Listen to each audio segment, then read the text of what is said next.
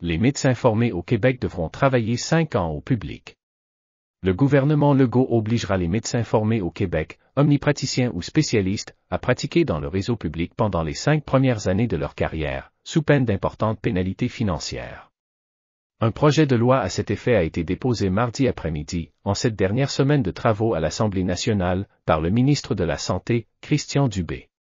Il sera étudié en 2025. En agissant de la sorte, Québec espère freiner l'exode des médecins vers le privé, un phénomène en pleine croissance. Le projet de loi 83, loi favorisant l'exercice de la médecine au sein du réseau public de la santé et des services sociaux, prévoit notamment des amendes salées pour les contrevenants. Celles-ci varieront de 20 000 $ à 100 000 $ par jour et par acte, elles doubleront en cas de récidive. Le ministre Dubé avait donné un avant-goût de son projet de loi le mois dernier.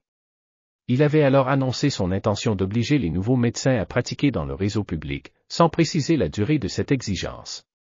Questionnés à ce sujet mardi matin, les 3 autres partis représentés à l'Assemblée nationale se sont dit d'accord sur le principe, précisant toutefois qu'ils devraient étudier le projet de loi en détail avant de se prononcer. Dans une sortie récente en faveur du public, le Collège des médecins avait aussi estimé que les nouveaux diplômés en médecine ne devraient pas être autorisés à pratiquer au privé au début de leur carrière. Son président avait évoqué une interdiction de 10 ans, précisant que cette durée serait à discuter. À l'heure actuelle, 775 des 22 479 médecins du Québec travaillent exclusivement au privé. Il s'agit d'une hausse de 70% depuis 2020, selon le ministère de la Santé et des Services sociaux. Pas de trace de la disposition de dérogation, pour l'instant. Le premier ministre François Legault réfléchit depuis longtemps à interdire aux nouveaux médecins de pratiquer au privé. Il avait notamment flirté avec cette idée au tournant des années 2000, au moment où il était ministre de l'Éducation dans les gouvernements péquistes de Lucien Bouchard et de Bernard Landry. À l'époque, M. Legault voulait obliger les nouveaux médecins qui déménageaient en Ontario ou aux États-Unis à rembourser le coût de leur formation. Il craignait toutefois telle mesure n'enfreigne l'article 15 de la Charte canadienne des droits et libertés.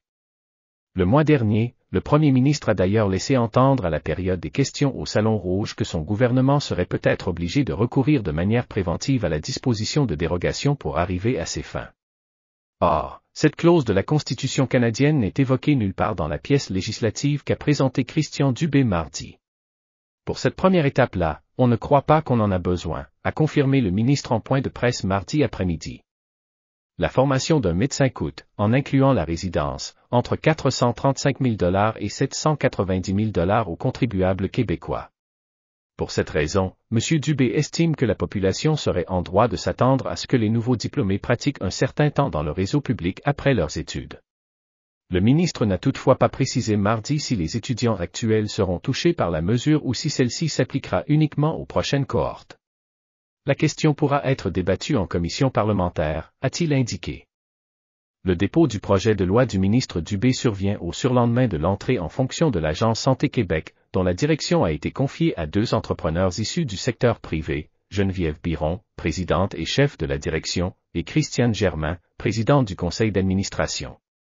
Il intervient aussi au moment où le gouvernement Legault est engagé dans des négociations avec la Fédération des médecins omnipraticiens du Québec, FMOQ, et la Fédération des médecins spécialistes du Québec, FMSQ, afin de renouveler les contrats de travail qui les lient.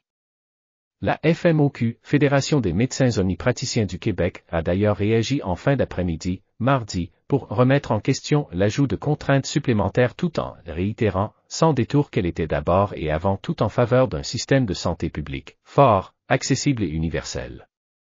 La FMSQ, Fédération des médecins spécialistes du Québec, de son côté, a fait savoir par courriel qu'elle prendrait le temps nécessaire pour analyser le contenu du projet de loi qui semble lourd de conséquences pour les jeunes médecins, dit-elle. La Fédération des médecins résidents et résidentes du Québec, FMRQ, enfin, a transmis un communiqué de presse pour faire savoir qu'elle entendait analyser la légalité du projet de loi ainsi que de toute disposition discriminatoire qui viserait particulièrement les jeunes médecins.